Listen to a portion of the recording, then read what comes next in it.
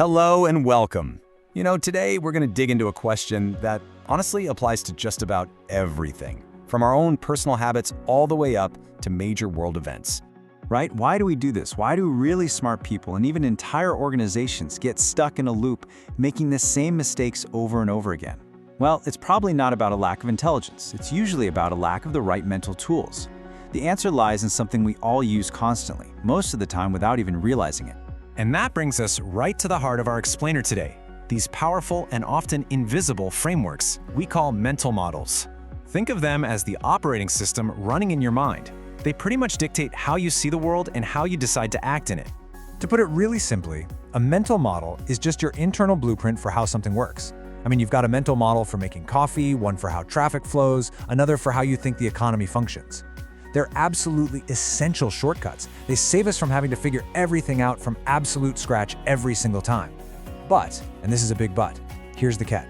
It all boils down to this classic analogy. The map is not the territory. Think about it. A roadmap is fantastic if you're trying to drive across town. But what if you wanted to understand the geology of that same area? The roadmap is suddenly completely useless, right?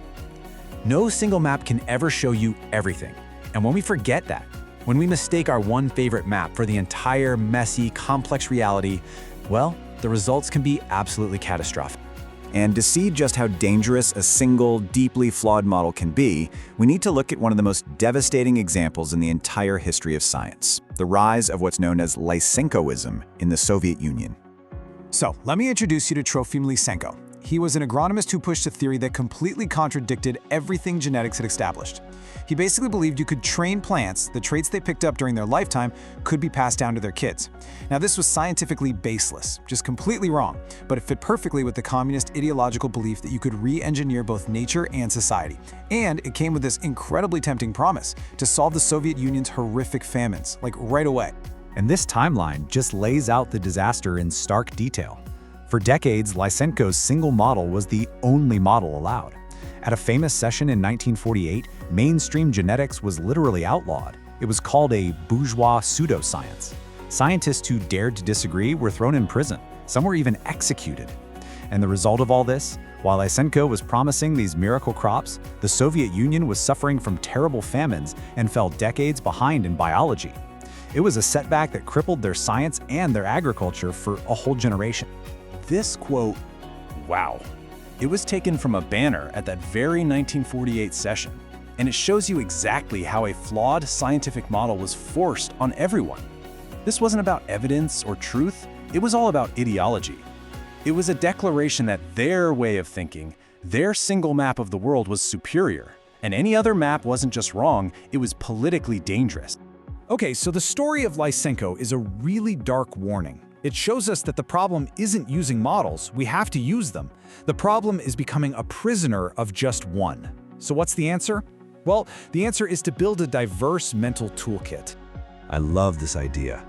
It suggests that we should be weaving together different models from totally different fields, physics, biology, psychology, economics, to create this strong, interconnected latticework in our minds. When you do that, you can look at a single problem from all these different angles, and you start to see it with a richness and a clarity that one model alone could never, ever give you. And this quote from Flexport's founder Ryan Peterson just nails it.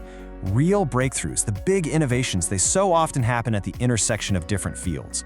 When you can grab a concept like complex adaptive systems from biology and apply it to a business's supply chain, or use a principle from psychology to understand a market trend, boom!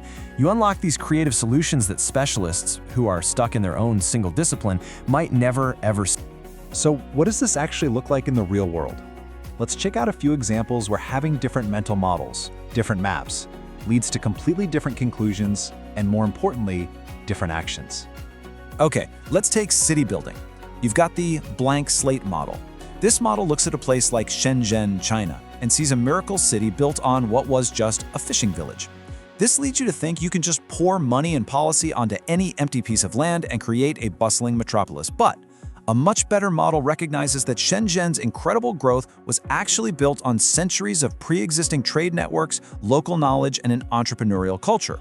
It was never a blank slate, it was fertile ground waiting for the right spark. If you can fuse those two models, you can end up with some incredibly disastrous and expensive city planning failure. Or how about population? For years, the main model was that more people just meant more mouths to feed. It was a cost, a burden. This model led to policies like Singapore's famous Stop at 2 campaign. But then, a different model came along, one championed by economists like Julian Simon, that sees people as the ultimate resource, as the source of all ideas, innovation, and growth. This new model caused Singapore to completely reverse its policy and start encouraging people to have larger families. You see that? Same country, two different maps, two totally opposite policies. And one last one. Think about a supply chain. Most of us, when we order something online, we see it as a simple straight line, from a factory to a truck to a ship, right to our front door. But a far, far more accurate model is to see it as a complex adaptive system. A single international shipment can involve more than 15 different companies, all interacting with each other, creating these feedback loops. Understanding that model helps us see why the system is so fragile and why it's so prone to sudden disruptions. The simple line model leaves you shocked when things go wrong. The complex system model helps you prepare for it. So here's the crucial point in all of this. We can't escape using mental models. It's how our brains work, but we can become better architects of our own understanding. We can be deliberate about which tools we choose to put in our toolkit. So here's what you should really take away from this. Relying on just one way of thinking is a recipe for being blindsided. The real goal isn't to be the smartest person in the room, it's to be the most flexible thinker. By actively going out and collecting and applying models from all these different fields, you start to see the world and all its problems with so much more clarity. The most powerful question you can ever ask yourself is simply, what am I not seeing? Which map am I not looking at right now? And that's the thought we want to leave you with today. In what area of your life or your work are you maybe relying on a single trusted map? And what new things might you see if you just tried for a moment to look at a different one? The territory is always richer than you think.